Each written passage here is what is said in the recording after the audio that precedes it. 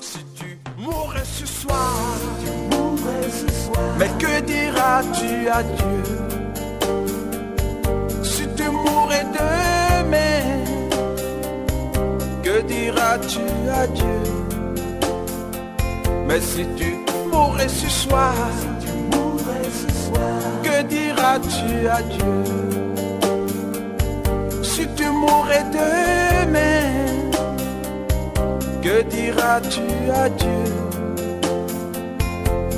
Tu peux tout avoir dans ce monde pourri, les plus belles maisons, les plus belles voitures, toutes les plus belles filles lui viendront à tes pieds. Mais un jour, tu couleras de larmes pour tout cela. Tu vas couler de larmes, tu vas pleurer un jour. Shalom frères et sœurs, je suis la sœur Joël du mouvement du réveil du corps de Christ, de la sanctification du corps, de l'âme et de l'esprit au Gabon. Aujourd'hui, je viens partager avec vous la révélation que le Seigneur m'a montrée le 22 4e mois 2020 sur la distraction. Dans cette révélation, j'étais voisine d'une école préscolaire des enfants et il y avait les enfants devant les salles de classe qui étaient alignés et d'autres étaient en train de jouer au football. Et ces enfants qui étaient debout n'entraient jamais dans leur salle de classe. Et je me posais des questions. Pourquoi ces enfants n'entraient pas? Et c'est là où le diable me dit, voilà, c'est de cette manière que j'utilise la vie des autres pour vous distraire. Et quand tu m'as dit ça, cela, j'ai cherché un stylo pour noter, mais je n'avais pas de stylo sur moi.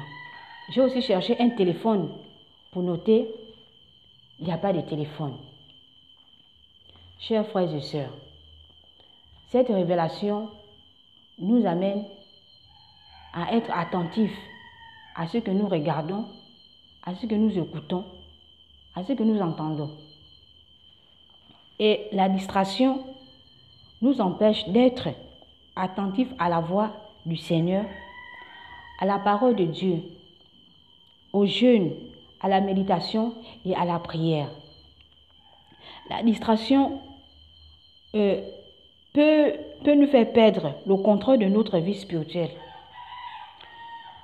à travers l'utilisation des téléphones portables aux heures de culte ou aux heures de prière. Pendant que tu es en jeûne, au lieu de te concentrer dans la prière, dans la méditation, tu t'intéresses sur ton téléphone portable pour regarder les choses que tu ne dois pas regarder.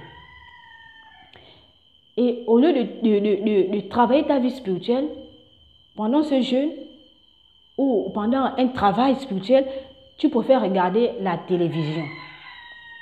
Et dans la télévision, nous avons beaucoup de distractions. Il y a les films mondains, il y a les chaînes là où on nous montre, nous les femmes dansent nues, les hommes sont nus, et tout ça, ça nous impacte, ça sur nos vies. Ça sur nos vies, frères et sœurs. Nous devons avoir le discernement. Et cette distraction nous amène à perdre même nos saluts, nos âmes. Je me rappelle, quand j'étais encore dans le monde, j'aimais regarder la télé novelas et une série qu'on appelait Santa Diabla. Et dans la série, c'était chaque 18 heures. Et quand je regardais la série, physiquement, c'est une série comme toute autre, mais spirituellement, je me retrouvais dans la série. Et dans la série, dans le plan spirituel, je me trouvais là où on tuait les gens, il y avait le sang. En fait, je n'avais jamais imaginé que le Seigneur me montrait quelque chose parce que j'étais tellement plongée dans le monde. Et c'est après que j'ai compris, le sens le sens de rêve que je faisais. Je me retrouve dans la série qu'on regarde à la télé. Je me retrouve à l'intérieur, on est en train de tuer les gens. Mais pendant que ces gens tuaient les autres, j'étais là caché, mais ils ne me touchaient pas. Donc le Seigneur m'avait interpellé plusieurs fois sur la télévision, sur les choses que je regardais. Et c'est maintenant que j'ai pris conscience que ces choses impactent réellement nos vies. Donc, toi, femme chrétienne, quand tu regardes ces séries, tu veux te comporter de la même sorte que celle qui est dans la télé. Les femmes qui ne veulent pas être soumises à leur mari, elle a vu un mauvais comportement à la télévision, elle aussi, elle veut adopter ce comportement-là pour marcher sur son mari. Est-ce que c'est ce que le Seigneur dit? Chers frères et sœurs, soyons attentifs à la voix du Seigneur. Donc, toi, femme chrétienne, quand tu regardes la télénovelas, qu'est-ce que télénovelas te dit? Quel enseignement télénovelas t'enseigne par rapport à la parole de Dieu? Et si tu prenais ce temps pour méditer la parole de Dieu et mettre une télénovelas à côté, tu verras que ta vie spirituelle va avancer. Et au lieu de rester là devant la télévision toute la journée, à apprendre comment on s'habille, comment on expose sa poitrine, comment on fait le maquillage, je ne sais pas ce que tu regardes, ce que tu gagnes dans la télévision, novelas. Sœur, répands-toi, reviens à Jésus-Christ. Reviens à Jésus-Christ. Télénovelas pousse aux femmes de se prostituer. Télénovelas amène les femmes à être rebelles.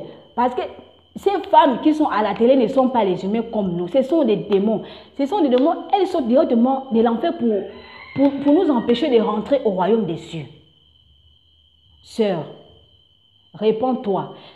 Regarde toi-même, regarde un peu. Assois-toi et essaie un peu de faire l'analyse de ce que tu regardes toute la journée. Est-ce que ça t'enseigne? Ça t'amène à avoir une intimité avec le Seigneur? Ou ça t'amène à détruire ta vie spirituelle? La télénovelas détruit les foyers. Même nos enfants regardent même télénovelas. Est-ce que c'est normal? Un enfant de 6 ans va appeler maman, télénovelas. Il y a une série qui vient de commencer. La Donia vient de commencer. Toi, femme chrétienne, un enfant de 6 ans vient t'appeler maman. La Donia vient de commencer. Et toi aussi, tu cours avec l'enfant pour regarder la Donia. À l'intérieur, il y a les gens qui font n'importe quoi. Et tu laisses même l'enfant regarder ces choses. Toi-même, tu regardes, tu n'enseignes même rien à l'enfant.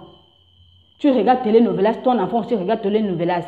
Et même, il y a même les hommes qui regardent même télénovelas. Les hommes d'aujourd'hui regardent télénovelas. Et ce sont même ces choses-là qui poussent même aux hommes d'aller dehors, d'aller convoiter d'autres femmes. Puisque si sa femme n'a pas une grosse poitrine ou un gros derrière, forcément, il ira dehors voir réellement si ce qu'il a vu à la télé existe dehors. Hein, frères et sœurs, s'il vous plaît, pour l'amour du Seigneur, les temps sont, il n'y a plus de temps, les temps sont finis. Repentons-nous, cherchons à rentrer au ciel et non en enfer.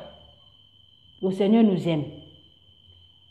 Voilà pourquoi il nous envoie ces révélations pour nous ramener vers lui.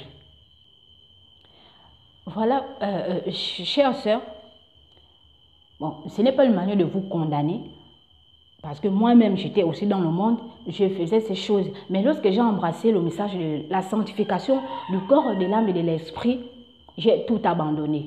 J'ai tout abandonné pour l'amour que j'ai pour le Seigneur, pour la vie qu'il a... En fait, cette grâce qu'il nous a donnée à travers sa mort sur la croix. À travers sa mort sur la croix, il a fait beaucoup de choses pour nous. Donc, toi, femme, qui regarde comment l'autre se maquille, comment l'autre s'habille, comment l'autre porte les sabots, les talons que vous appelez talons, ce sont les sabots. Et le maquillage, le fond de teint que vous mettez, la poussière là, ce sont des excréments. Ce sont des excréments. Tout ce que vous mettez sur vous là, ce sont des choses d'autrui, le sang des autres. Donc, quand quand on nous parle de la sanctification ou du dépouillement, c'est pour éviter que nous empruntons le chemin de l'enfer. Hein? Le dépouillement nous amène à être en contact avec le Seigneur. À être en contact avec le Seigneur, à être en intimité avec le Seigneur. Parce que notre corps est le temple du Saint-Esprit. Tant que tu suis ton corps, le Saint-Esprit ne restera pas dans ce corps. Parce que la Bible déclare que un corps saint, un esprit saint dans un corps saint.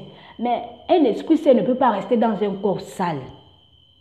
Un esprit saint ne peut pas rester dans un corps sale. Le Saint-Esprit n'est pas sale. Le Saint-Esprit est tellement saint. Donc, nous devons nous dépouiller des œuvres des ténèbres. Laissons le monde avec ces choses.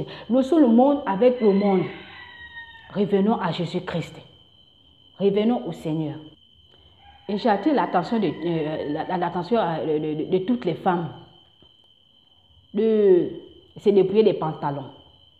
Le pantalon est un habillement d'homme, pas pour les femmes. Et des mèches, des bijoux, tout ce qui est artificiel sur la femme doit laisser ça parce que quand tu es sorti du ventre de ta mère, tu n'es pas sorti avec. Dieu t'a créé naturel, reste naturel. Parce que moi aussi, j'aimais ces choses. Et quand le Seigneur m'a révélé l'identité de ces choses, j'ai complètement abandonné. Parce que quand nous avons la mèche ou le tissage, peu importe, ce qui est artificiel sur nous, automatiquement, nous ressemblons à une autre personne. Nous ressemblons à d'autres personnes. Voilà pourquoi beaucoup de personnes se plaignent. Oh voilà, ma vie est misère. Je vis dans la pauvreté depuis que je suis née. Mes parents sont comme ça. Non, ce n'est pas la faute des parents ou ce n'est pas la faute du Seigneur. C'est toi-même. Puisque tu demandes au Seigneur de t'aider avec toutes ces choses sur toi. Quand il envoie son ange avec ta photo, là où tu es naturel et là où tu es artificiel, l'ange ne te retrouve pas parce que c'est une autre personne qui se retrouve à ta place. Puisque tu as changé ton identité. Tu as changé ton identité en mettant ces choses. Le Seigneur ne peut pas exaucer à ta prière. Il ne peut pas exaucer à ta prière. Donc, pour que ta prière soit exaucée, tu dois te dépouiller de toutes ces choses, de tout ce qui est artificiel, de tout ce qui est étranger sur toi. Dépouillons-nous des bijoux, des pantalons, des habits serrés, des habits, des collants, des habits qui montrent les parties intimes de la femme. Frères et sœurs, les hommes aussi. La sanctification n'est pas seulement pour les femmes, même les hommes. Il y a les hommes qui portent les pantalons serrés, les chemises serrées, souvent la poitrine est dehors, on veut montrer le torse pour séduire qui? Tu veux séduire qui avec ton torse nu? Frère, le Seigneur nous parle dans la Bible que vous les hommes, vous ne devez pas vous faire des coins dans vos barbes, sur vos têtes, vous faites des coiffes vulgaires, vous avez les crêtes sur vous. Les crêtes que vous avez sur vous, sachez que ce sont des cercueils. Quand tu as la crête, la coiffe que vous appelez crête, l'arrêt, tu as un cercueil que tu portes sur toi. Tu portes un cercueil sur toi. Ce n'est pas la coiffe, ce ne sont pas tes cheveux, mais c'est un cercueil que tu portes sur toi. Quand vous faites les coiffes bizarres au niveau, 3 niveaux, je ne sais pas comment vous appelez ces coiffes-là, sachez que le Seigneur n'est pas content de ça. Il n'est pas content de ces choses. Repentons-nous. Dépouillons-nous des œuvres des ténèbres. Laissons le monde. Frères et sœurs, le temps ne nous appartient pas. Le temps ne nous appartient pas. Revenons au Seigneur. Revenons au Seigneur.